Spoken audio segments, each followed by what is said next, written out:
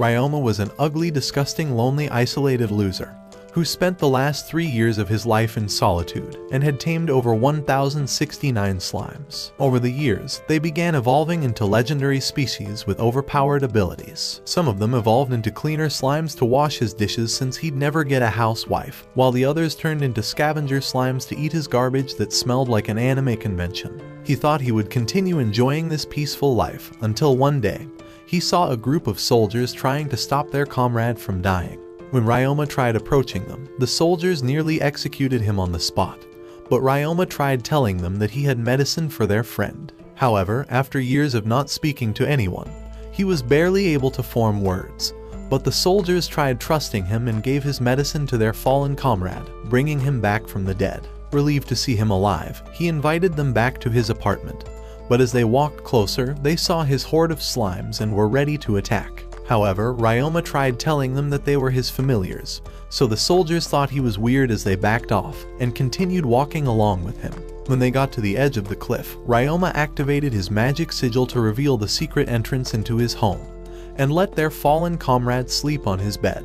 As they stared around his home, one of the soldiers realized that there was only enough furniture for one person. As Ryoma came back to give them more medicine, they wondered just how a kid was living alone in the mythical forest, so their leader introduced himself as the Duke Reinhardt and thanked him for saving his friend after he was stabbed by bandits. However, he wondered where he learned how to create those magical healing potions, so Ryoma tried telling him that he learned it from his grandparents. But since they passed away 3 years ago, he'd been living alone, as no villager would ever accept an outsider into their village. Feeling bad for how he's been alone all this time, one of the soldiers decided to show him a magical crystal ball that would reveal whether he was a criminal or not, and show them his hidden skills. As he grabbed the sphere, the mage saw that he wasn't a criminal, but told him that he lacked all combat skills and was weaker than a girl. However, when Ryoma went away to make them some food, the mage showed the ball to the rest of the soldiers. Among his overpowered skills, they were shocked to see that he had the mental pain resistance skill maxed out, making them realize that he might have been living a horrible life this entire time. Before long, the men were finally about to return to their city, but as they walked away, Ryoma felt a pain in his chest after lying to them about his grandparents existing. Because 3 years ago, he was an ugly, underpaid, and overworked salaryman, until he got a heart attack and was teleported to the heavenly dimension. But when the gods asked him if he was upset, he told them that he was waiting until the day he would get isekai'd anyway. Every day of his miserable life, he would work for a black company where he would stay up all night working overtime for no pay, and without any days off. He wondered who they were, so Gain told him he was the god of creation, with Lulu Tia being the goddess of love, and Kyufo being the god of life, so Ryoma wondered if he was inside an isekai anime.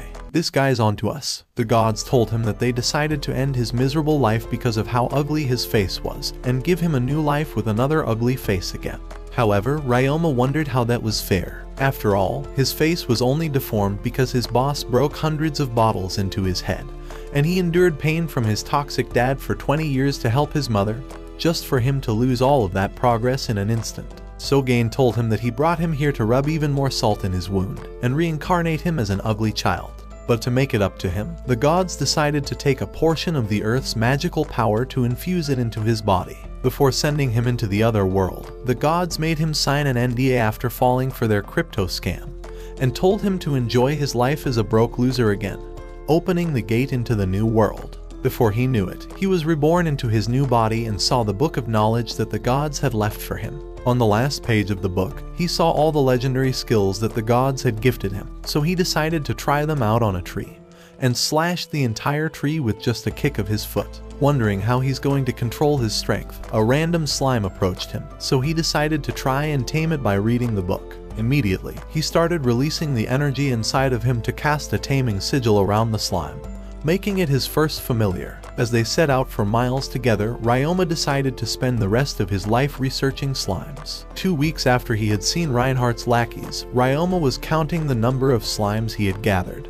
and saw the soldiers coming back to see him, but also found his main love interest. Reinhardt's father introduced himself as Reinback along with Reinhardt's plot-filled wife Elise, but the only person he wanted to meet was their daughter Illyria. However, when she introduced herself, the Riz Lord panicked and said that he's a man of culture and spends his free time as a Discord mod. Even the grandpa laughed and called his face ugly, but he was shocked to see just how many slimes he had. And when Illyria asked him how he fit them into his house, he began showing her their superpower. Before her eyes, 100 slimes began jumping on top of each other until they merged into a single giant slime. But Elise was shocked as no one's ever tamed a big slime in history. However, Ryoma told her that it was merely 100 slimes that were combined together, so she told him that he was the first person to ever solve the greatest taming mystery. The butler told her to get her beautiful hands off his stinky, disgusting body, so he decided to invite them into his house, and commanded his slimes to shrink before going inside. To reward him for saving his friend, Reinhardt gifted him a golden clock since he had no way of keeping track of time. But he revealed that Illyria wanted to tame her first slime. However, she wasn't sure which one she would be able to tame on her first try, so Ryoma tried teaching her about all the slimes. He began showing how the scavenger slimes ate all of his trash, while the cleaner slimes could do the job of the useless ugly maids they brought along with them. They wondered if they could clean the toughest stains, so Ryoma told them that the only thing it couldn't clean was that ugly look on their faces. However, he thought they wouldn't have been this ugly if they played the sponsor of today's video, Girls Frontline 2 Exilium, a brand new 3D strategy RPG that features a non-photorealistic rendering art style based on physically based rendering technology. If you ever wonder what it's like to be stuck in a post-apocalyptic world, where you take the role of the commander and lead badass tactical dolls through contaminated zones, then Girls Frontline 2 is the perfect game for you. And during this Aphelion Time limited event, commanders can receive special rewards by clearing event stages and participating in the event game mode, Boundary Push, on top of having a weekly reset 3-layer zone system and crystal collection system strategic elements. You'll also get 30 targeted access permissions and 10 access permissions. And you can play the Assault Simulation, a rail shooter minigame packed with T-doll action. In addition, you'll receive collapse pieces to power up your gear, rare cultivation items to boost your tactical dolls, and event-specific drops that'll make you overpowered. On top of that, you'll get to lead fan-favorite Klukai through contaminated zones teeming with secrets, danger, and high-stakes missions. With her by your side, forget about losing battles, because enemies will trip at the sight of her 2 massive weapons. If you manage to acquire the targeted procurement banner, you'll snag elite T-dolls and their signature weapons that'll turn the tide of battle, featuring increased drop rates for Klukai and Macchiato. And you can even get limited time discount skins like Macchiato's Embroidered Bamboo, Blooming Shadows, at a discount in the Outfit Boutique. And with the refitting room, you can customize new tactical dolls with weapons and animations, while the dormitory builds affinity through gifts and dispatch missions. New dolls integrate through upgrades and bonding, enhancing combat and immersion in this tactical world. This isn't just about shooting, it's about strategy, uncovering conspiracies, and forging bonds with your squad in a beautifully rendered 3D world. So what are you waiting for? Click the link in my description to participate in the in-game event to claim Klukai's new outfit, Speed Star, for free. You'll be badass, and you won't have to worry about having a miserable life like Ryoma's ugly ass who spent 2 lifetimes alone because no one wanted him. However, he shoved his hand into the slime to show them that it really wouldn't have an effect on them, since he's already tried to clean the ugly from his face but it never worked out. Damn!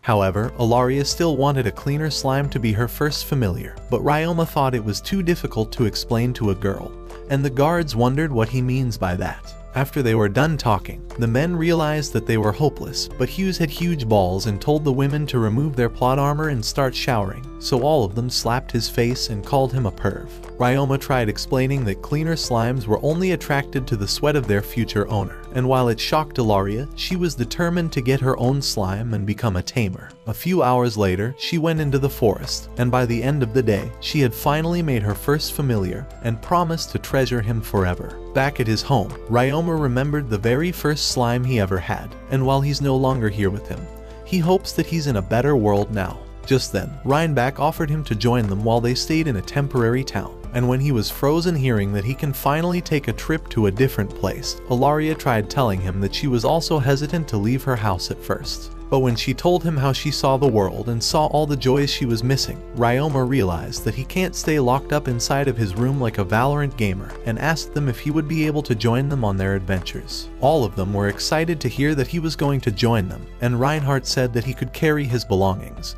but Ryoma revealed that he had the Void Box. Even Reinhardt was shocked to hear that he possesses the unique Void Box skill, as only a single person in the world can own it.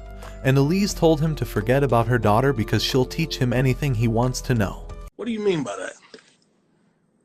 But Ilaria told him that she'll end his life if he chooses her mother instead. Ryoma said he wouldn't want either of their ugly faces anyway, because his slimes felt better.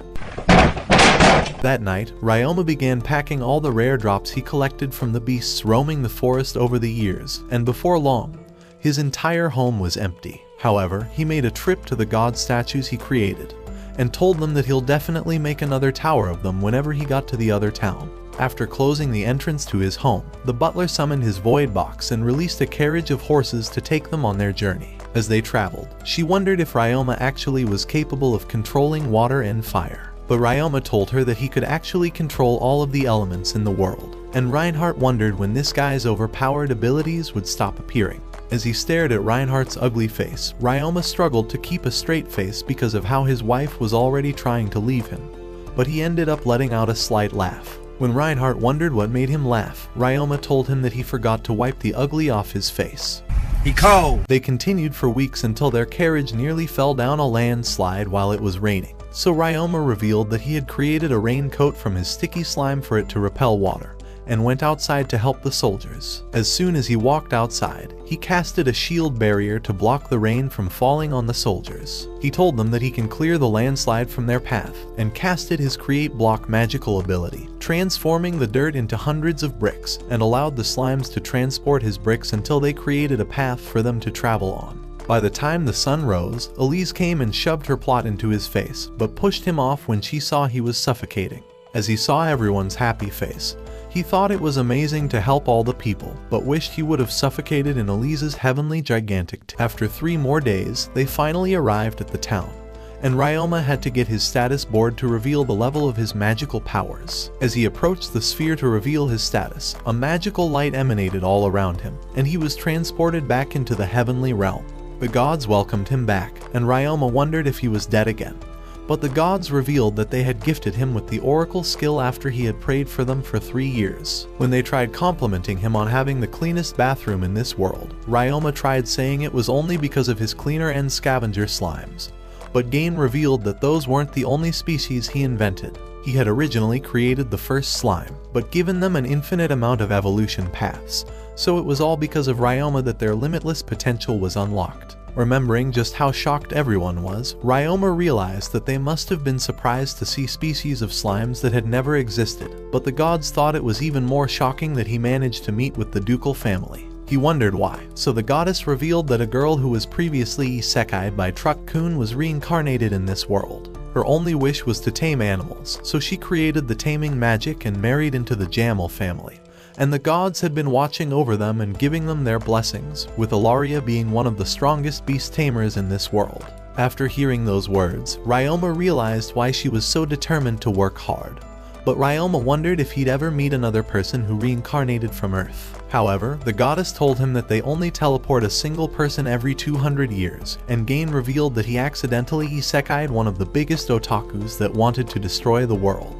However, he was such a loser that he ended up just sitting home and sulking in depression after not being able to watch Anticlimax videos. They were glad that Ryoma wasn't a villain like him, and told him that the god of art and war had also given him their blessing, but started teleporting him back into his world, telling him to talk to them whenever he needed something. After waking back up, the priestess told him to keep his stats a secret, and walked away. As he looked at his magical abilities, he realized that he had been given the beloved child of the gods title. When he finally left the room, the grandpa told him to conceal his powers, as the nations of the world would try to exploit them with his young age. So in order to avoid being defenseless, he told him to register with the Tamers Guild. But Ilaria wondered what his magic capacity was. Ryoma revealed that it was 198,000.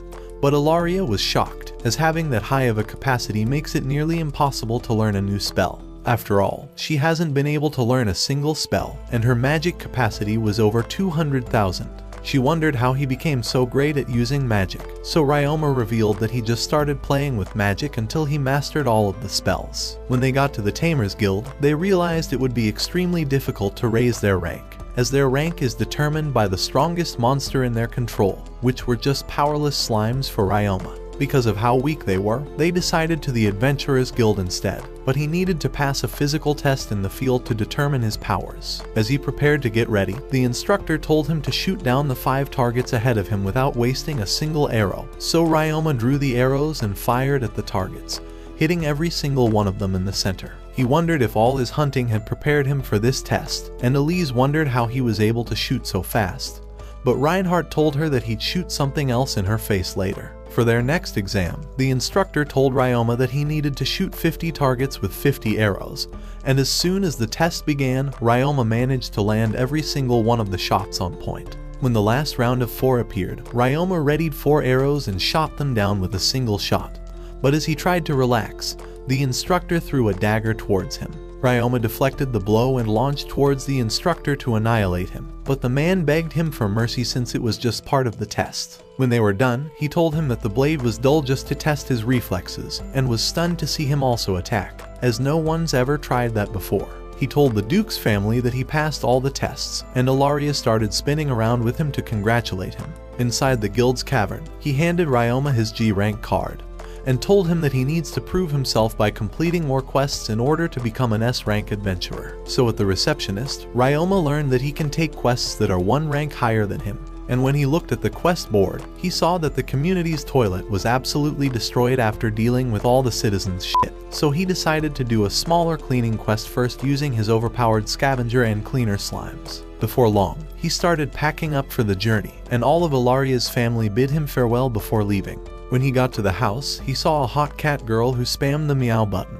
But after realizing that it smelled like an anime convention inside, he thought she was too ugly for her body count to be higher than his level in Rocket League. Apparently, the entire community's garbage was thrown in the dump right next to her house, so when he got there, he took out his slimes and unshrunk his scavenger slime, before letting it divide into hundreds of smaller slimes. Within just a few minutes, all of the trash was cleaned inside.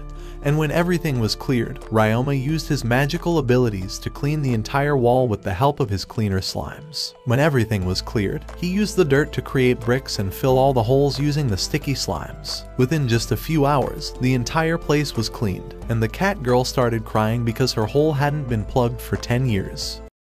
As he walked back, he realized that he can actually make this world a better place, and when he got back to the guild, he saw that she had left him a load of gold coins heavier than all the loads she used to take. However, the guild master came up to him and said that he was surprised there was someone who could ever clean up that house, so he asked Ryoma how he managed to do it. When Ryoma revealed that he used the power of his magical slimes, the master told him that there was something else that needed to be cleaned.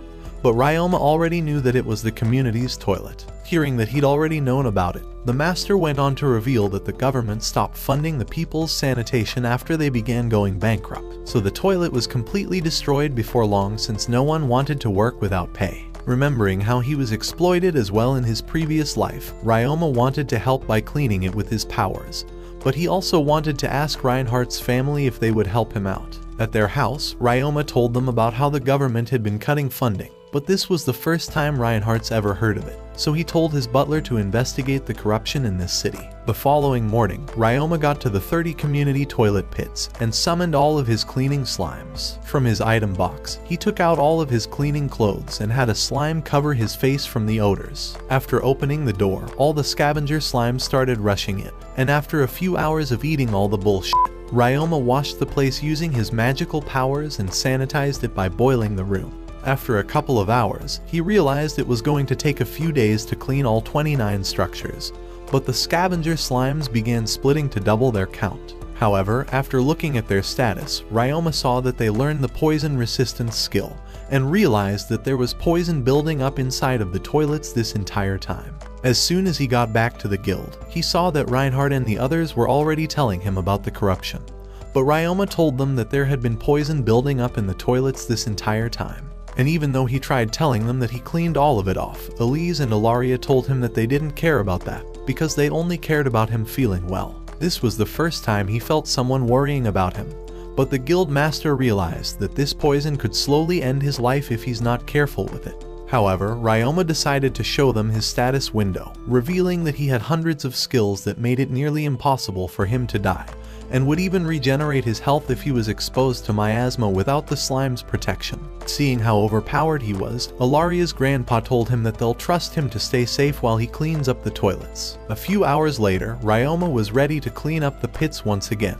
But this time, he combined the new 1,000 slimes that split into a king scavenger slime, allowing him to use the gluttony skill that finished the job in just an hour instead of 3. After a few more hours of cleaning the toilets, the Duke's family were worried about Ryoma, so they brought him food and drinks since he wasn't going to come home. When the nighttime approached, the adventurers wondered why he was still working even through the night.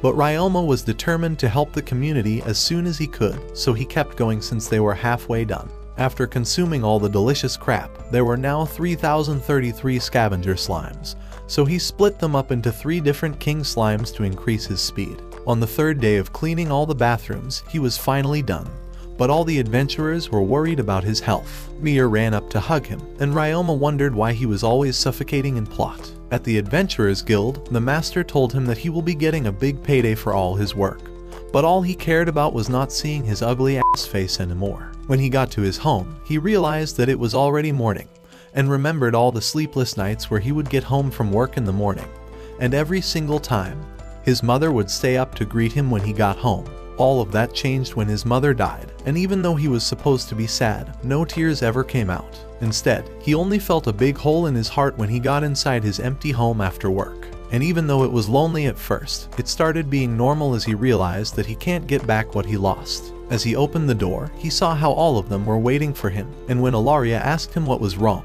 tears started flowing down his face. They wondered if he was sick, but he told them that he was just remembering something from the past, when his family used to always wait for him from when he got home. Elise came to hug him from the back, but he told her that he was alright. However, she told him that it was fine, and Ilaria hugged his hand, saying she was glad that he considered them as part of his family. Ryoma's tears kept flowing, because this warmth, the one that he lost all those years ago, he was finally feeling it again, and it began filling his heart. Inside his bedroom, Ilaria told him good night even though it was morning.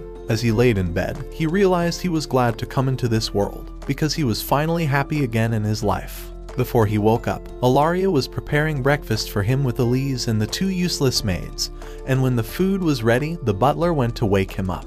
At the table, he was shocked that Ilaria made all the food, but realized that it made perfect sense, because it tasted like the shit that was inside those toilets, and looked even worse than Hughes's dumbass face. Outside the mansion, Ryoma wanted to teach Ilaria some fire and ice magic, and tried showing her how to make a sparkling firework. However, it made her sad seeing how it faded out, so he decided to teach her some water magic instead. Using a circle he made in his hand, he began blowing bubbles into the sky, so Ilaria decided to try it out as well. As she added some sticky magic to it, her bubbles began forming, but they popped right away, so she tried imagining the green slime in her hands as she casted more bubbles. This time around, the bubbles didn't pop, so Ryoma tried showing her that he can make an even bigger ball to play with, and Elise thought that this ball was bigger than Reinhardt's. As they kept bouncing it around, Ryoma was glad that she was actually having fun with magic, but told her that he wanted to show her something even cooler. He began casting water inside the bubble, and started causing it to fly using his wave magic. And with his water control, he began changing the shape of the water to turn it into a fish that started swimming across the sky. All of them thought it was amazing how he could control this magic, and Ilaria thought that she could finally have some fun playing with magic. While she was playing on her own, Ginger Boy Camille wanted to teach him some attack magic, so he casted a fireball and turned it into a fire arrow that blew away at the cliff. Ryoma decided to try imagining the fire arrow as well, but his explosion was bigger than Camille's. But that wasn't the only thing he had bigger than Camille's, because his water magic along with his ice arrows, fire walls, and tornadoes were all bigger than Camille's. After having mastered all of his spells, the butler decided to teach him some space magic. And while Ryoma revealed he can use teleport magic, the butler began trying to teach him his dimensional home and warp abilities. For warp, all he needed was a strong mental image of where he was headed, and as he imagined his destination, Ryoma warped away above the cliff. The butler congratulated him, and as he began teaching him how to use dimensional home, he realized that it was just a better version than Item Box. This was going to finally be his way of carrying the slimes around. And after several hours of trying to cast it, Ryoma was determined to get it this time around, and finally successfully casted the spell. The butler congratulated him on becoming a professor in quantum physics, but said that it was time for them to start heading home. The following morning, they began heading to the northern mine to train Ilaria in fighting against monsters, and she revealed that she's going to be leaving the capital soon to go to school.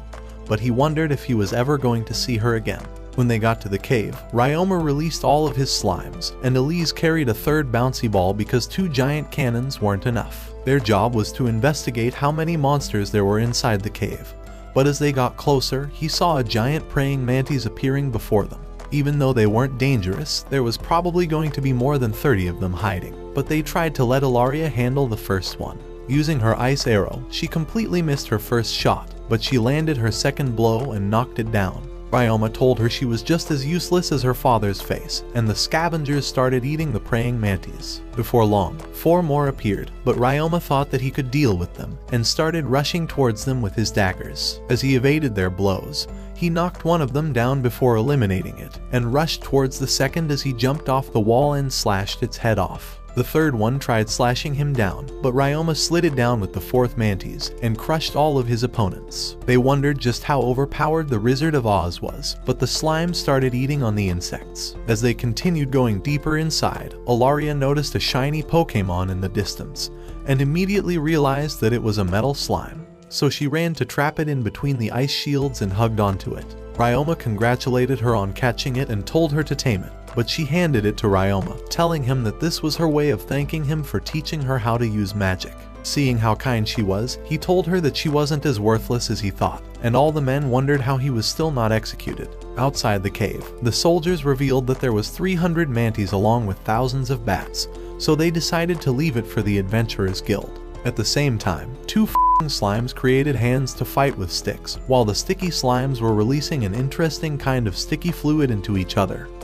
Ryoma realized that the metal slime was really hard, and saw that there was some oxidized iron around, so he decided to begin preparing an alchemy circle. With his powers, he began separating out the oxygen from the rust, creating a Minecraft iron ingot. They wondered when this bullshit magic would end, and Hughes told him that he never watched Full Metal Alchemist. But it was probably worse than Reinhardt's face. Ilaria thought it was the most beautiful thing she's ever seen because she's a gold digger, but her grandfather tried telling him that there was a person he needed to visit. When they got back to town, they visited a trading company where Ryoma demonstrated that he can convert red soil into iron. And with all the high-quality items he can create, he agreed to enter into a trading agreement with Ryoma. However, Ryoma begged the man to keep it a secret, and Reinhardt told him that everyone would try to exploit his powers if they found out about it. Reinbach told him to shut his ugly ass up, but Reinhardt told him that his wife actually slept with another man, so Elise wasn't his daughter. He told Ryoma it was the cycle of life, so he's sure that even Ilaria isn't his daughter. Elise said he's right because he's too ugly for her to ever have kids with him, and Ilaria wondered who the fuck her real father was. That's when Reinbach told Ryoma it's a secret before winking at him, and Ryoma thought this was the greatest Alabama family he could have ever met. At the Adventurers Guild, the investigation conducted by the Duke's family discovered that there was corruption in the government. As the master kept talking, "The only thing I wanted to know is how to reincarnate into that world so I can get that fox girl." He revealed that the next job for the adventurers was going to be eliminating the caves from all the beasts hiding inside. Later that day, Ilaria watched as 3 slimes were releasing a sticky liquid. He wanted to test the hard slime, but as he brought the poison and sticky slimes next to it, he saw that it wouldn't react. But when he brought the acid slime close to it, it began shaking away, and Ryoma finally realized it was afraid of being dissolved. However, the slime started warping its body into a bowling ball, and the animal girl harem that I need started screaming for him to leave already. As all the slimes entered the dimensional home, Ilaria helped Ryoma get ready and wished him good luck on his adventure. At the entrance to the cave, the guild master showed them sketches of the monsters they were going to face, and told them not to let their guard down as they hunted them. While they walked deeper into the cave, Mia asked Ryoma Meow how many slimes he had. So he revealed it's none of her fucking business that he has 211 acid slimes, 3,000 scavenger slimes, and 469 Riz slimes for removing all of their plot armors. Anna asked him what weapons he can use, so he told her that he has a good Excalibur if she's interested in unsheathing it. As they kept walking inside, Foxy noticed a giant group of bats hiding in the distance, But rather than getting attacked by them, Ryoma thought of using his sound bomb to defeat all of them with a single blow. Instead of explaining it, he began by casting a sound barrier to protect their ears, and then summoned a sound bomb towards the bats' hideout. And when they walked to find out if it worked, they saw the mountains of bat piled up. From there, he unshrunk his sticky slimes and split them apart to begin devouring all of the bats. After a few hours, the adventurers decided to leave for the day, but noticed a group panicking around the quest board, where the master told everyone that a group of goblins had appeared inside the cave. Because they'll be multiplying in numbers, the master decided to make their elimination a priority, and so the adventurers tried blocking off all their exits. When their preparations were ready, 2 of them casted flares to lure out the goblins and tried pissing them off. But as the goblins tried chasing them away, they fell into Ryoma's trap that was filled with acid slimes to melt them. And even those that managed to make it through, the group shot them down with acid arrows and slashed them down. After a few hours of eliminating the goblins, there were still over 500 goblins left, and all of them were beginning to run out of arrows. Even the acid slimes weren't keeping up with the digestion of the goblins, so Ryoma decided to head back to the infirmary where his slimes were healing the injured soldiers. At the same time, Mia realized she was about to get goblin slayered, but Ryoma told them that he'll be holding off all the goblins, and opened his dimensional home to let out all of his slimes. He told them that he's going to be using his sound bomb, so all of them started running away to escape.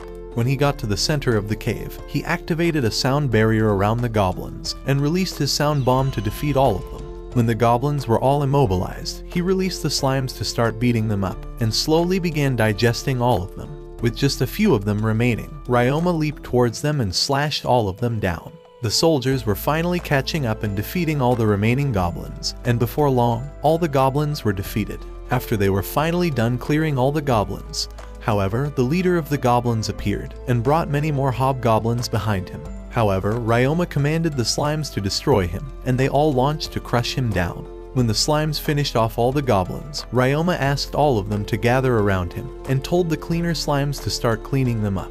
One of the soldiers told him that goblin grime is supposed to be the only thing that was impossible to clean in this world, so the adventurers were glad that they were going to keep their clothes. Mia was the only one that was upset because she wanted to feel the murky, sticky goblin grime all over her. Outside the cave, Ryoma saw that his healing slimes had evolved to use the high healing spell, and all the soldiers came to tell him that he saved them with his slimes. All of them thought that Ryoma was going to be one of the greatest adventurers ever, and the guild master told them that he's going to go bankrupt after giving them the biggest raise of the year for defeating the leader. While they adventured back, Ryoma wondered if he would have ever left the forest had it not been for the Jamel family, and this entire time, they've been helping him with everything he needed, yet he wondered if he was relying on them too much. So when Mia told him he's going to make a fortune creating a laundry business, he really wondered if that was the right path. Inside the house, Ryoma told the family that he's decided what he wanted to do from now on, and because they've helped him this entire time, he wanted to separate from them and try to become independent. Ilaria realized Ryoma's found a better girl, but Elise asked him if he was going to be leaving them forever. However, Ryoma said he could never find a hotter MILF in all the lands, but Reinhardt was tired of getting cucked, so the grandpa said there were going to be conditions. Number 1 was to fix his ugly ass face, number 2 was to never talk to his wife again, and number 3 was to keep his mouth shut so Reinhardt never finds out about what she does. However, Ilaria had one final condition, and that was for him to wait 3 years until she has a vacation from school, and that he can't be with any other girl in the meantime. Ryoma called her an ugly moron and said her mother looked better. Damn!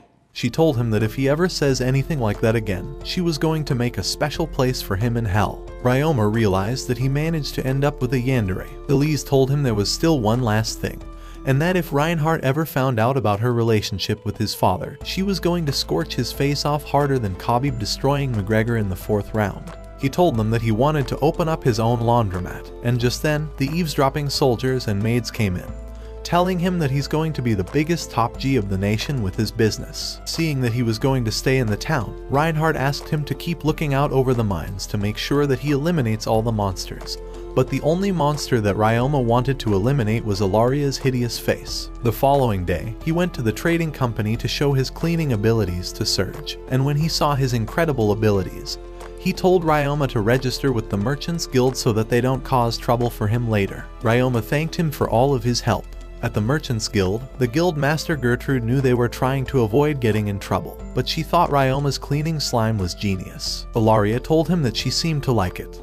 You need to shut the fuck up! She told him to get started with welcoming him to the guild, and showed him a waste yard where he can set up his shop. When he got to the location, he saw an old rundown building, but he realized that this would still be a great place in the center of the town, so he told Serge that he will buy the place. Serge told him that he'll take care of the paperwork, and even give him a few of his workers to help him run the business. So in return, Ryoma promised to only buy resources from him to help him out. Over the following days, he had the scavenger slimes eat up all the overgrown weeds, while the acid slimes began dissolving the old building away. He wanted to build a dormitory for the workers on top of that, so he started laying the foundation and created a basement from concrete. Before long, the slimes helped him set up the stone walls, and before it started raining, they had already finished the outside, and the soldiers were helping Ryoma set the tile flooring. This was their way of helping a friend that's constantly saved them, and they assured him that this wouldn't count as relying on them, as friends are always there to help each other. When the rain stopped, he had Mia handle the white paint since she's handled a lot of white sticky liquid before in her life, and they started painting the walls. While she painted the walls, she congratulated Ryoma on reaching rank E, after raising his monster elimination count from the last job. But he told her she'd be at S rank if the guildmaster considered her actual body count. Hot Foxy Girl appeared and told him that she'd gladly help him along with her cheetah friend. But Bunny Girl only cared about eating carrots. Eventually, they were finally done with the painting of the outside, but when Ilaria told him that the outside of the shop looks ugly, Ryoma told her that her face is even uglier. Together, they started putting plants in the dirt, but Ilaria asked him why he worked so hard. However, Ryoma told her that this was nothing compared to his old workplace, but when she realized how he was just as young as her, she tried asking him what he used to do before they met. Ryoma realized that he can't say he was a CS major that never showered, so he told her that he used to create dolls back in the day. Ilaria thought it was amazing, and wanted to see the types of dolls he created, but Ryoma used to create anime girl figurines for salty biscuit games, so he didn't know how to explain it to her. As they walked throughout the town, Ryoma was planning on having a party and inviting everyone to his laundry place. But before they did that, he decided to stop by at the church first. When he was alone, the sphere activated, and Kyufo welcomed him back to their realm. But Ryoma noticed that Gain and Lulutia weren't around, so he tried telling him that they were busy making Truck Kuni Sekai another poor victim.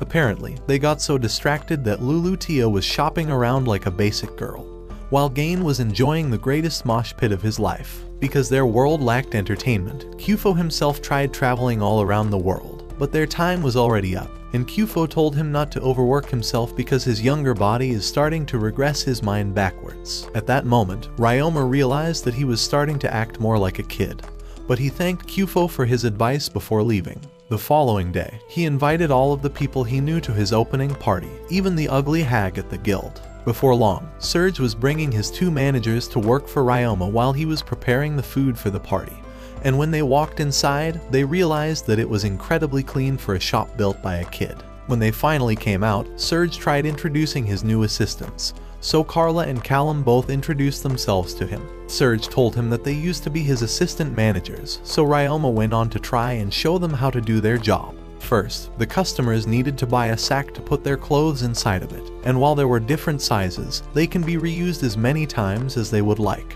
The price they'll charge will depend on the size of the sack, and after accepting their payment, they will hand them a little piece of wood so they can claim their laundry back.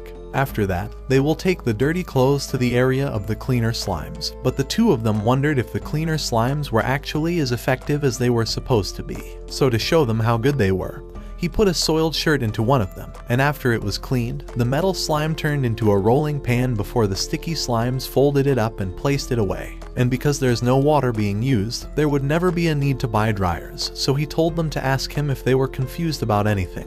However, they kept responding with monotone words, so Ryoma wondered if they were sad a little kid was their boss. He went on to show them the break area and the restrooms, along with the dorms where they can sleep, but they just continued responding to him with a single word. By the time he was done, all of his friends had gathered for the party, and the slimes began serving them drinks while Mia stared at the white food and wished she could have something else that was white. Ilaria asked him how he was, so Ryoma told her he was a lot better before seeing her face. What did he say? When he tried addressing all of his visitors, he realized that no one used to listen to him in his previous life. But when he began giving his speech, Mia started crying while spamming the meow button. He thanked all of them for helping him get this far, and they all congratulated him on finally opening up his shop. As the slimes were helping the others, Mia was excited to get the white murky liquid soup. The master wondered what this dirty ugly mole-ass old hag was doing here, so she told him to worry about his wife who's sleeping with his soldiers. Poor guy got clapped and begged her to stop roasting his ass, but when his assistant wanted to know the details, the grandma started telling her about how badly he was getting cheated on. But the master begged her to stop embarrassing him. When his assistant was gone, she told him to know his place from now on, because unlike him, Ryoma has a bright future ahead of him for being a good guy, and told the master to watch over him. Both of the attendants realized that he's earned everyone's trust, but their gloomy faces continued as they saw the slimes cleaning all the dishes and eating all the garbage. Ryoma asked Reinhardt if he enjoyed the food, and he told him that it was better than the horrible expensive food he used to eat at noble parties. When everyone was done eating, Ilaria came around to give them dessert, and after a few hours, everyone was gone while Callum and Carla cleaned up the place. He wondered if they would want to keep working with him starting tomorrow, so they decided to tell him the truth. At first, they were worried about a kid running a business using slimes, but after seeing how he brought happiness to everyone around him, they were sure that they could believe in him and wanted to stay and help him grow. However, they told him that they needed to remain professional, as the nobles like to spread their mouths wider than Elise spreads her leg. In the morning of the next day, Ryoma wondered if he was actually going to get customers on his first day, and his two assistants came with a cheerful look this time around. Before long, the shop was finally open, so Ryoma was off to tell the Adventurers Guild. When they got to the corner, Ilaria told him that she'll be leaving with Hughes, and smiled at him before going away. At the Adventurers Guild, all of the soldiers knew that he was opening his shop today, but when he wondered how they found out, he saw a sign that was posted to advertise his grand opening, and all the adventurers told him that they'll be visiting him after work. Seeing that the guild was helping him, he decided to try and help them as well, so he took the quest for gathering the herbs. Marlene wondered if he was sure about adventuring when he might be getting a lot of customers today, but he was sure his business was going to be a bigger bust than Elise's massive tip. After a few hours of clearing the caves and gathering the herbs, he went to get his pay from the guild, but saw a giant line waiting outside of his shop. He realized that he needed to help, so he teleported behind the stand. His assistants told him that everyone had gathered on the first day, and all the people told him that the adventurers had told everyone about his shop and how great the prices were. Because of the large demand, Ryoma started rushing to have the slimes cleaning his clothes and ironing them out. Along with the clothes, he began cleaning all the armor and continued working all the way until the day was over. However, he realized that he had been working them this entire time without a break, so he told them that he needed to hire more employees so they can get some breaks throughout the day. Carla thought he was smart because his business was going to grow even bigger, so Callum told him that he should talk to the Merchants Guild Master for some help recruiting some people. So during the night, he went to visit the ugly old hag and asked her if she could help him find some more people for him to work, so she gladly agreed to help him. At night, Reinhardt was shocked to hear how good the cleaner slimes were, but Ryoma reminded him that the only thing he couldn't clean was the ugly on his face. Yo, that one there was a violation. Personally, I wouldn't have it. Reinhardt told him that he should visit the anime convention in town, because it's filled with men who haven't seen a shower in the past 2 years. So if he convinces them that their waifu will step on them if they're clean, he'll become a billionaire in less than a year. Ryoma realized that Reinhardt must have been one of those men of culture, and as he went to sleep, Ilaria told him good night. What did he say? As he laid in bed, he remembered that he used to work all night and slept like a dead man. But now, he goes to sleep feeling fulfilled after every day. The second day was just as successful as the first day, and one of the girls was shocked that even the toughest stain was taken off, and it shocked the guy in the background so hard that he lost the ability to open his eyes. Back at the Merchants Guild, the disgusting witch hag told him that she'd managed to secure a bunch of people who can work for Ryoma, and when he saw that all of them were from the brothel, he realized all of them were about to be useless. When Ryoma tried introducing himself as the owner of the shop and told them that they're going to be working with slimes under him, all of them got up to leave, calling him ugly. However, there were 2 people remaining, and both of them were excited to work with him. He asked them for their names, so Fei introduced himself along with his daughter Li Ling, and told him that the only problem will be his broken leg. However, Ryoma knew that his healing slimes could fix it, so he told them that he had no problem with it. He wondered what they wanted for pay, so they told him they just wanted to be able to live peacefully, and asked him if he knew of a place where they could sleep for the night. Hearing that, Ryoma told them that they could stay in the dorms he'd built, but he had one last question, and wondered why they were hiding deadly weapons. Both of them were caught off guard, so Fei revealed that they were former assassins, but they quit their jobs a long time ago. The old hag also knew about them, and told him that they're from another country, so Li Ling told him that they lost their homes in the previous war, and when Fei was mining, the cave collapsed on his leg. This was why they ended up here, but they were shocked that someone was able to notice their hidden skills, and they felt there was something off about him compared to all the other humans they've met. Ryoma thought they were referring to his ugly face, but he told them that they can start working as soon as they want, and asked them if they could be his shop's bodyguards. Both of them were happy to agree, so Ryoma welcomed them to the job and shook their hands. The old hag told him to put his sword away, but Fei told her that he can give her a taste of his long hard sword before he sheathed it. Back at the shop, they were shocked to see how popular he was, and when he got inside, he introduced the two new workers to Carla and Callum, and they both started working with the slimes right away. By the end of the day, Carla told Ryoma that they saw even more visitors after everyone's been loving his washing. But now that he trusted Fei and Li Ling, he decided to bring them to a different room.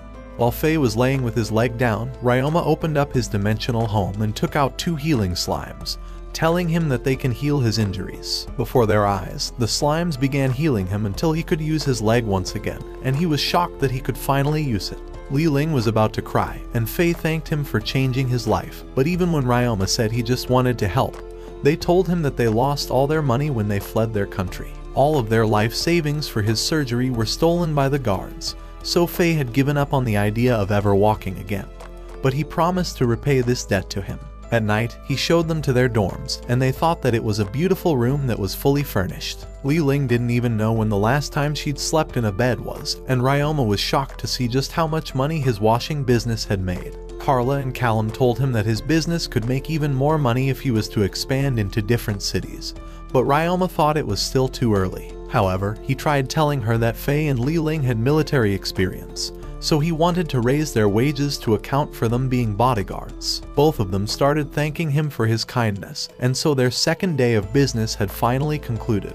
The next day, Ilaria wished she could help him with his business, but she had to go to her school, so she wished him good luck before he left. Throughout the following days, his business continued expanding, so Ryoma decided to bake them a pizza to help them eat during their breaks, and Mia and her animal harem were back. We're going to pretend that the slimes are just cleaning them in those convenient places. Mia thought this was the best feeling she's ever felt, and by the end of the third day, Carla told Ryoma that they made twice as much money as the previous day. Li Ling told him that his business was going to grow even greater, so Ryoma realized that he should start hiring even more people. To begin with, he realized that he should hire a cook, but neither of them understood why he would do that, so he said that he wanted to have them eat some good food during their breaks, so they could feel good. All of them were shocked at how well he was treating his workers, and at night, he told the Minecraft witch-looking ass hag that he wanted 3 more employees including a cook, so she told him that she'll find him someone to help. The next day, Ryoma added 3 girls, Fina, Elisa's ripoff, Maria, and Tomboy Jane.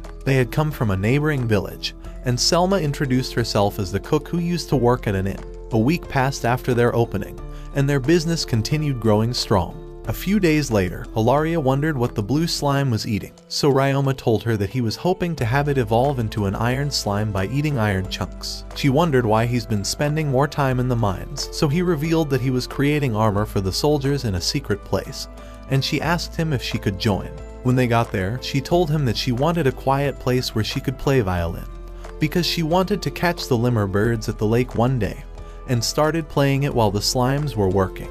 When she was done, Ryoma told her that he was finally ready to show her the dolls he was working on, and before her eyes, he started using his earth magic to transform a block into a doll that looked like her. And when he gave it to her, she told him she would treasure it forever. Back at her home, all of them were shocked to see statues that looked exactly like them, and the cultured butler thought even the maids' backs were accurate. Reinhardt wondered why he was so ugly, but Ilaria begged him to create a doll of himself so they're never separated when she's at school. Days began passing with the slimes working hard at the shop, and the cave slimes creating strong armor, so he decided to turn the slimes into a strong army for when he wanted to overthrow Reinhardt's kingdom. And for himself, he decided to try and train against the king slime. But when he rushed to land his attacks, it deflected him with ease. As it launched its tentacle towards him, Ryoma casted a wall to block the attack, and when it leaped at him, he jumped out of the way and teleported towards the slime to beat it. A few hours later, the fabric was finally ready, but he saw the normal slime beginning to evolve in front of him. It turned into a slime that was different from the metal slime, and he realized that it was an iron slime now. He realized that feeding them different types of elements would create different types of slimes, and finally understood how they evolved. At the shop, the cleaner slime started splitting up, so he revealed that cleaning would be even faster now. When he got back to the main room, he saw all of them gathered on the daily report, and wondered if they were finally losing all their money. However, when he looked at the report, he saw that they made 3 times as much money today, all because of the deals they were getting from the companies around them. He thanked them all for how hard they've been working all this time, but realized that he hadn't given them any holidays. They wondered why he looked pale, so he apologized for completely forgetting about their days off, and told them that he wants to give them the weekends off, and all of them started crying. Carla told him that it's extremely uncommon to get days off work, and they had all apologized to their families because they were never coming to see them. Fina told him that most workers would exploit them with little pay, and even risk their safety, so Ryoma told them that the job of this place was to run a clean business, pun intended, because he wanted all of them to feel safe. By the next day, he was back to seeing Marlene for more quests, but she told him that she had a special quest for him today. Outside the Pier of Sikkim, there was a party that caught a special type of new slime, but even the Tamers Guild refused to buy it. He realized that this was his chance to buy a new slime, and adventured off to the place where they were selling it. Inside the abandoned shop, he realized he was on the wrong side of the town, but approached a group of men drinking PG grape juice. He introduced himself as a tamer and adventurer, but one of them called him a pathetic kid playing pretend. When his friend tried apologizing on his behalf, Ryoma told him he knew the story about how useless they were at selling a slime, but Scene picked him up and was ready to pummel him down. However, he started crying and said he felt like an idiot for coming all the way from their homeland to sell a slime that couldn't be sold. Ryoma realized this is why you drive sober or get pulled over. When his friends took him away, their leader asked Ryoma why he came here, so Ryoma told them that he wanted to buy the slime. They were shocked to hear that he wanted to buy it, but the Tamers Guild said it was worthless, so they asked him how much he wanted to pay for it. Because of that, Ryoma told them that he wanted to see the slime first, and after the guy brought it back, Ryoma saw that this was the first liquidy slime he'd ever seen. After closing the lid, Ryoma told them that he'll pay extra for this, and offered them 2 gold coins. The men wondered whose rich-ass family he was born into, but took his money without any questions. When he got to the cave, he decided to release the slime and activate the taming contract. So using his magic, he tamed the slime and discovered that it was a bloody slime, and he realized that it must feed on animals' blood. After releasing it on a rat, he saw the slime going inside the rat and sucking all of his blood out before coming out. He realized that this would be extremely useful for eating animals, and welcomed it to his family. After a few more days of running the shop, Elise was finally back in the story for plot development, and she told Ryoma that he was going to learn how to connect his sensations with a familiar like the birds they've brought. Although they wanted to share sensations with slimes, Reinhardt told them that they wouldn't be able to sense anything, so they were even more worthless than Elise in bed. After activating the taming contract with the familiar, Elise told them to focus on the link they had with the familiars, and as Ryoma tried to imagine what his familiar was feeling, he realized that it was just like a VR system, so before long, he started seeing his own reflection, but started feeling like he was going to throw up. Reinhardt told him that he also wants to throw up when looking at Elise, but the way he fixes it is by closing his eyes and imagining someone else, so he told Ryoma to also close his eyes. As soon as he did, he was able to only see the bird's field of vision, but was surprised to see that Ilaria still succeeded on her first try. After all of that, Reinhardt was shocked that Ryoma managed to finish the spell so quickly, but Elise told him that she's used to Reinhardt finishing quicker. To show him how she compensates, she decided to summon her little Fenrir, the descendants of the legendary wolf. Even though they were smaller, she told him they thrusted their claws harder and lasted longer than Reinhardt's sorry ass. She told them she's tamed over 20 Fenrirs and has over 100 wolf-type familiars,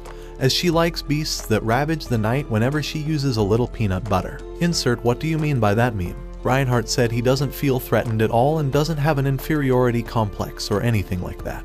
But Elise reminded him that he used to brag about his sword because he was compensating for the one he's hiding. Lord have mercy on Reinhardt. This bitch hates her husband and roasted him to ashes. Let's confuse the fake fans among us by spamming Rip Reinhardt after all the violations he's endured. The fake fans would never expect it. Ilaria wondered what was on Ryoma's mind, so he told her that he was tired of having to tell her that he doesn't care about what she says. Elise revealed that her father had 20 dragon familiars, so he revealed that after taming their leader, all of his followers were tamed by him as well. After a few more days of selling all the water-resistant clothes, the Grell frog outbreak was finally about to start, and Ilaria was determined to catch the lemur birds that appeared at the lake. As he spent the night playing the guitar, he thought about how Ilaria wanted to catch the birds. Just then, however, he realized that she would be leaving him after that day, but continued playing his sadness away. When the day finally arrived, they saw hundreds of lemur birds all flying around hunting the Grell frogs. At the same time, everyone was hunting for the frogs to get rich off of them.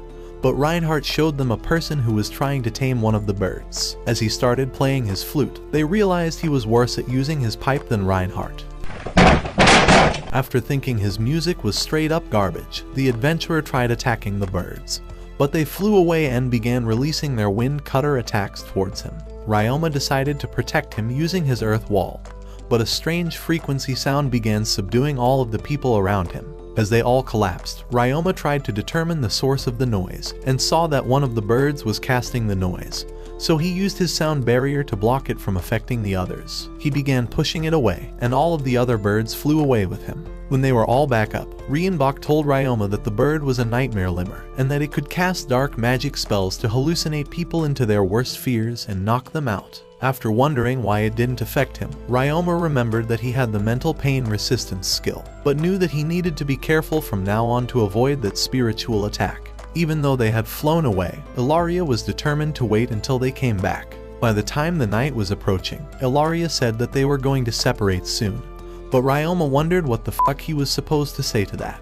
Before he could say anything, Elise said it's not like they're never going to see each other, and Ryoma was sad that she beat him to the punch. She told him that she would definitely write letters for him, but Hughes punched him on the back and told him to go for a hug at the very least. However, Ryoma told him that he's supposed to prevent this from happening, and Reinhardt was about to end Ryoma's life. So to make him comfortable, Ryoma decided to knock the fuck out of Hughes, but Ilaria was blushing while Reinhardt was about to blow this place up harder than his wife blows his father. Just then, the lemur birds came back, and Ilaria was finally ready to play her violin for them. She played the violin for 3 straight minutes in the same frame because the show's budget ran out, but more than 10 birds lined up for her. As soon as they came on the ground, she began taming all of them, and she was glad to have finally achieved her goal. Now it was Ryoma's turn, and Elise's plot has been taking all the show's budget, so we got a still of this bird's ugly face for another 5 minutes while he played the guitar. Hughes started crying for God knows why, and before long, he saw that even the nightmare lemur was ready to be tamed by him. When they got on the ground, Ryoma completed his taming contract with them, but the butler wanted to know what type of bird Ilaria had tamed, so when she appraised it, she saw that it was another rare bird. It was the phantom lemur bird, and it casted light magic instead of dark magic. All of them were shocked to see the 2 rarest birds at the same time, so when they got back, they threw a farewell party as they were going to be leaving soon. And as Ilaria played her flute, Ryoma realized that their travels were almost over. Before he went to sleep, Ryoma asked Ilaria if she had any friends at her school, but she told him that she didn't. Most people were afraid of people who held massive amounts of magic, and when a boy tried teaching her how to use magic one day, she accidentally froze him. And even though she unfroze him right away, everyone thought she did it on purpose and started avoiding her. After telling him her story, she wondered if Ryoma was afraid of her now, but he told her that he would never be afraid of her, as she didn't want to harm anyone after all. However, he wondered if she thought he was a weird homeless loser, but she told him that she wouldn't ever think of him like that.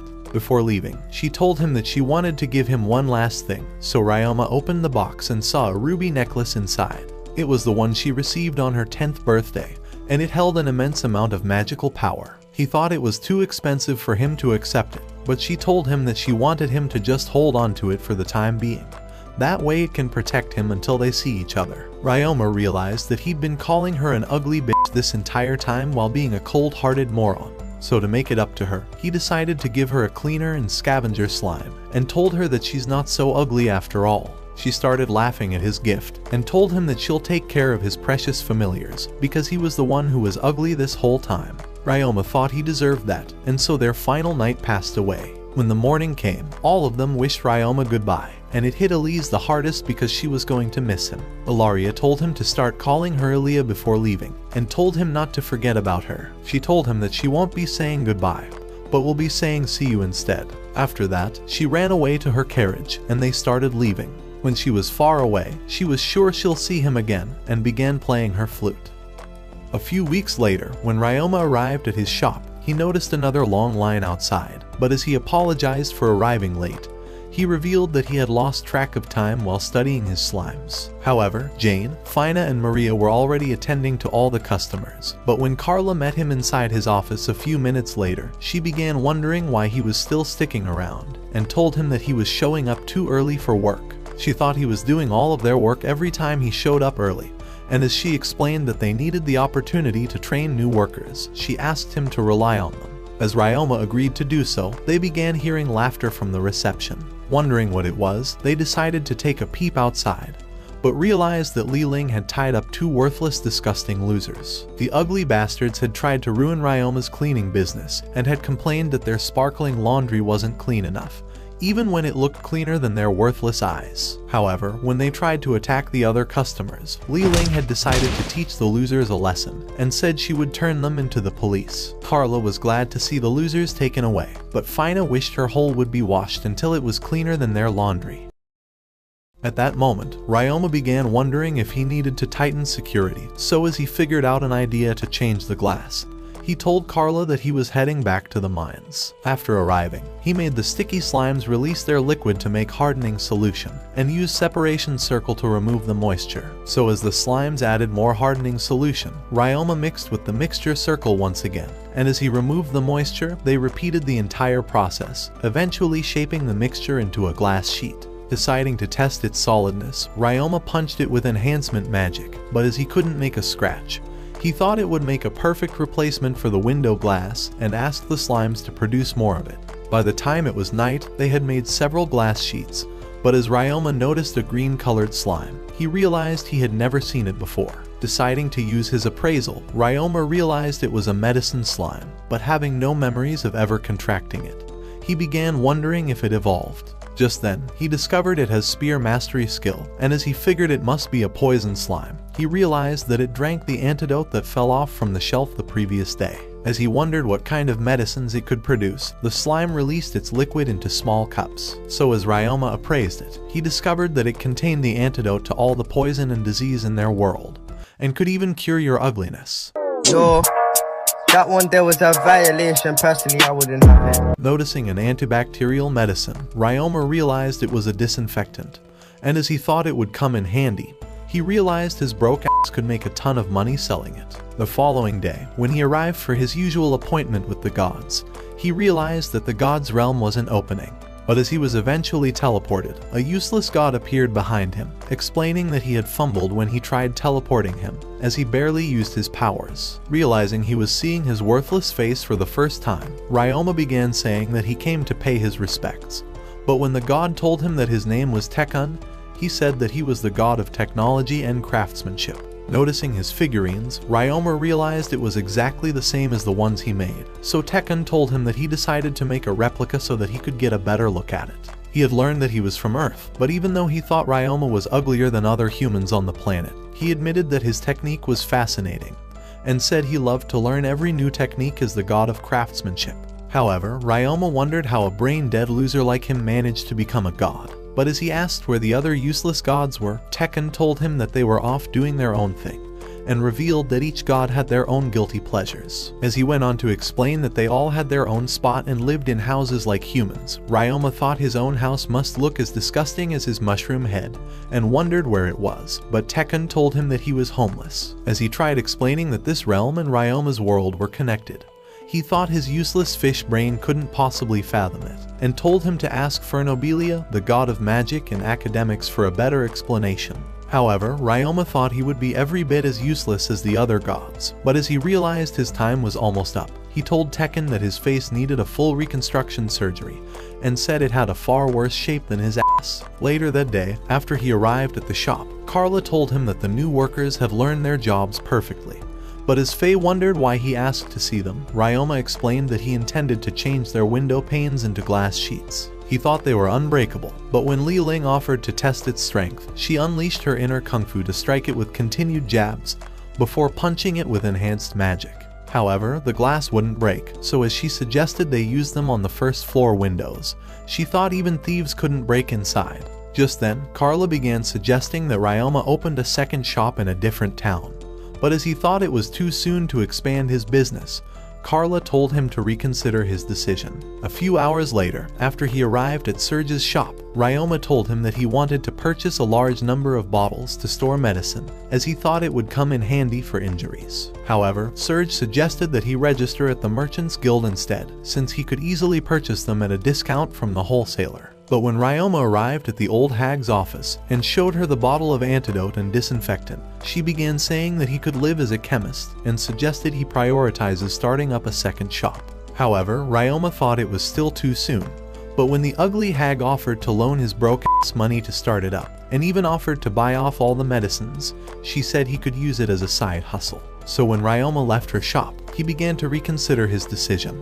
But as he spotted a lemur bird, he realized it was carrying a letter from Ilaria. After he was done reading it, he began to remember Carla's and the old hag's words again. And as he realized his broke ass needed the extra cash, he concluded on starting up the second shop. However, a few days later, another worthless loser began complaining about his laundry. But when Ryoma demanded to know what happened, the man told him to get lost. As Ryoma revealed that he was the manager of the place, the man began wondering how this little loser managed to hold the position. But when he shoved the laundry in his face, he demanded he pay for the damage. However, Ryoma realized that the cloth had been cut through with a knife, so when Ryoma threatened to report him to the authorities, he lunged with a weak punch, but Ryoma used his martial arts skill to flip him on his back. Before long, the loser was taken away, but as Carla told him that she was worried, she wondered why their shop was getting targeted. After all, their cleaning business had no competitors, so as she thought it was definitely suspicious, she told him that she'd ask Callum to investigate it. That evening, after Ryoma arrived in the mines, he began wondering if he should make himself a katana for protection. So as he remembered that katanas were made from Tamahage steel, he decided to make iron sand, which was part of its necessary ingredients. However, he soon realized that even though he had the knowledge of making katanas, he lacked the technique for it. So he began searching inside his item box, and after taking out a spear he snatched from a bandit, he tested his handling skill and realized that the spear would make a good weapon. Because in his previous life, he had worked with his father as a katana swordsmith. But even though his father had taught him how to make katanas, he had eventually given up after realizing that he was a talentless loser. However, Ryoma had gone on to learn martial arts instead, and had even learned to use the spear, so as he realized it was a magical weapon, he launched a fire blast into the wall, and knew it would come in handy. The following day, when Carla revealed the result of Callum's investigation, Ryoma discovered it was caused by a factional dispute. And as he realized that the mainstream faction were trying to sully the reputation of the Tamer Guild Master, Carla revealed that it was due to their differences. The mainstream faction were known for valuing stronger monsters, but with Taylor, the head of the Tamers Guild, wanting a subtle coexistence, Ryoma easily realized he was being defamed for his beliefs. The attacks on their shop were the mainstream's attempts to further soil his reputation. But as Ryoma wondered if they could spread positive rumors instead, he revealed that he had successfully tamed 6 lemur birds, and thought the news would put Taylor in a good light. So the next day, he decided to invite a group of worthless slime researchers. But as the first man, named Kakin, began saying that he intended to stay for as long as possible, a hot MILF named Lobelia promised to be a better manager, and said she would give free service to all the customers. What do you mean by that? That night, while Ryoma was heading home, he noticed 2 men trailing him, but as he ran off into an alley, one appeared before him. Immediately, Ryoma turned the corner, but as he evaded an attacker, he wondered how they knew where he was headed. Just then, he teleported to the rooftop and released 2 lemur birds, but when the leader spotted him, Ryoma nailed 2 of the men. Afraid for himself, the leader tried to escape, but Ryoma nailed him in the back. When he wondered why they were trying to kill him, a bird launched towards him. But as it got annihilated, Ryoma revealed that he already discovered he was tracking him with his tamed monster, and had decided to attack with one of his own. Just then, the guild master arrived with a group of soldiers, and as he explained that he had followed the bird, Ryoma thanked him for coming, but thought his useless face wasn't needed here. The next day, he decided to explain what happened to all his workers, and as he warned them to watch their back, he told Li Ling and Fei to up their kung fu skill. A few hours later at the guild, Taylor decided to ask Ryoma to play defense, and as he explained that it was the best way to capture the mastermind behind the attacks, the ugly old hag offered to teach him a trick. So when it was night again, he easily knocked down a thug, but having already put a dozen others to sleep, the soldiers arrived to arrest them. Using Dimension Home, Ryoma summoned a healing slime to heal their wounds, but as the soldiers were excited that dreadful rumors were starting to circulate about him, Ryoma realized it was the best way to get the killers off his tail. A few days later, after Carla showed their balance sheet, she told him that their profit had skyrocketed by 50%. And as she revealed that the slime researchers were done learning the basics of bookkeeping, Ryoma thought it was finally time to open a second branch. So that same day, he decided to visit the hag in her office, but as she suggested a plan for his next shop, Ryoma realized that her rotten old disgusting brain was even far better than his own. But that evening, another lemur bird appeared before him, and as Ryoma already knew that it was from Malaria, he discovered that the entire letter was basically another useless summary of her daily activities and magical training. So the following day, when he was set to embark on his new mission to open a second shop, his workers watched him as he left. But Ryoma was excited at the thought of achieving another success. A few days later, when he arrived at a new city called Lenaf, he began following an address to a trading company, and as he eventually found it, he discovered it was a large shop. However, with his useless height, he wondered if the workers would notice him. But when a new love interest appeared before him, wondering what his ugly ass wanted, Ryoma told her that he was looking for a man named Pyoro. Revealing he was her father, the girl decided to ask why he wanted to meet him, but as Pyoro appeared at that moment, as she told him that Ryoma was waiting to see him, Ryoma decided to introduce himself, explaining that he was directed here by Glycella. So when Pyoro realized who he was, he began saying that he had been waiting for him.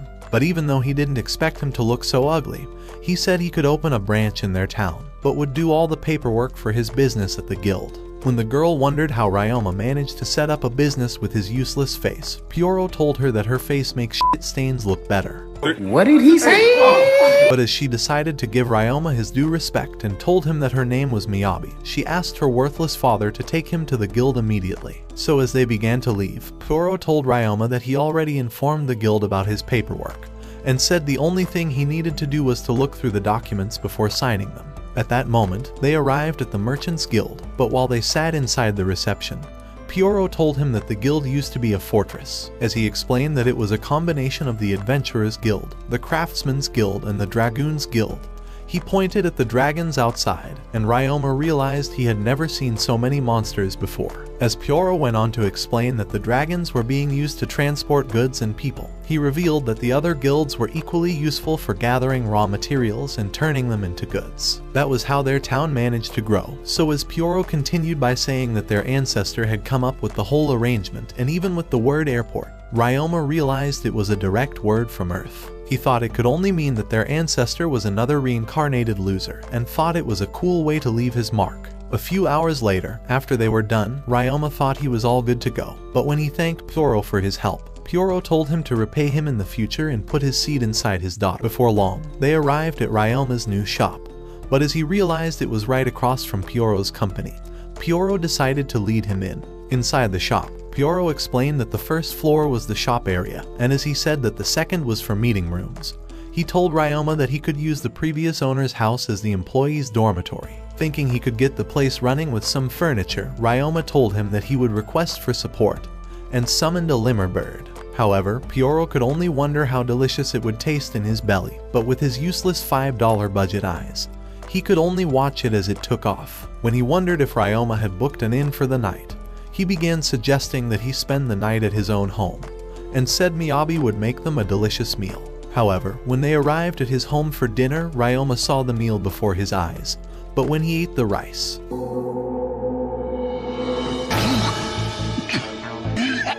he realized that Miyabi's food tasted worse than rotten fish, but as he decided to forget all about their worthless faces, Miyabi began saying that he was cute for his age. Just then, Pyoro wondered if Ryoma had any plans, so as Ryoma told them that he intended to find work as an adventurer, he revealed that he was actually E-rank. However, Pyoro thought he was too small and ugly to be an adventurer, but as Miyabi decided to explain that there were no E-rank jobs in town, she told him that everyone was afraid because a D-rank smash boar was attacking people inside the forest. Hearing her words, Ryoma realized he had heard about the monster right before reincarnating, because Gain and the other gods had told him about it, with his current identity having been borrowed from the dead people of this world, who wanted him to find the hidden heirlooms in their hometown.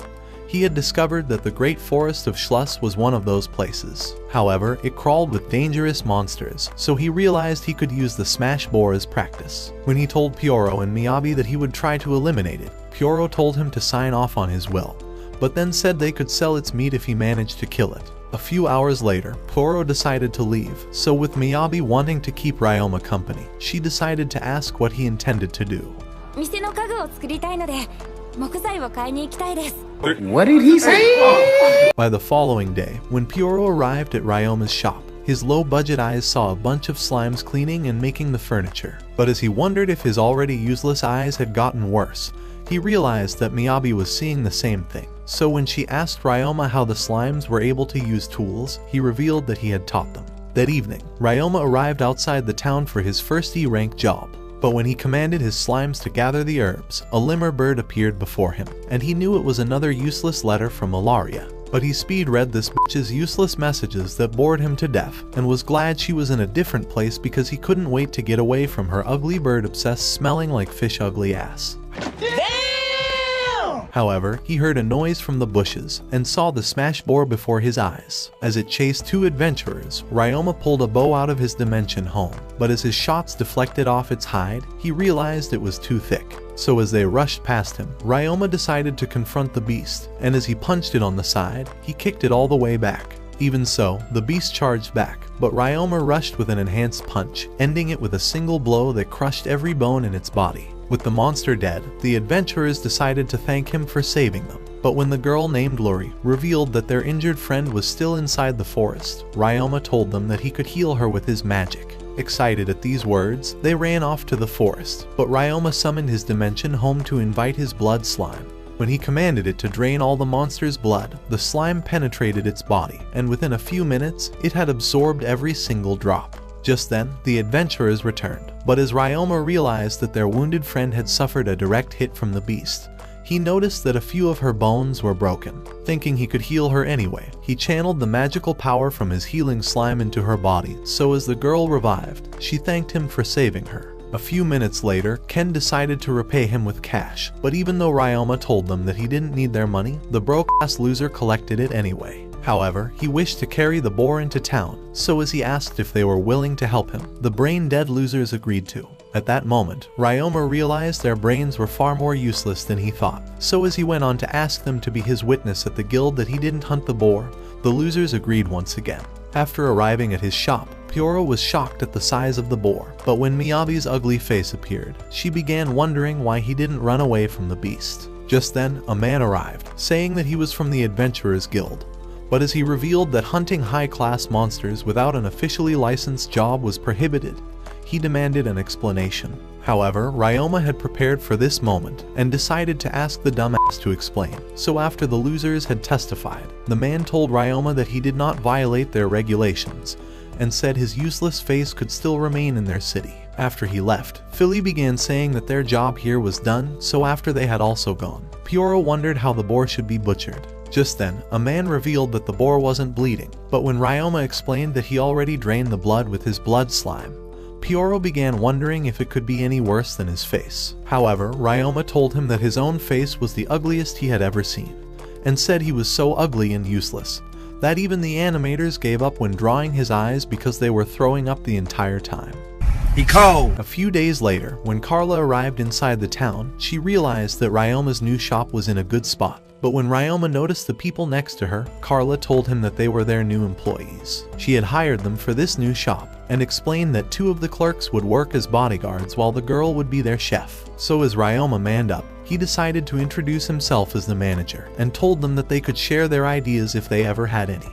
But all of them told him that they were excited to work for him. Before long, they began their duties, and Ryoma explained his intention to expand his business.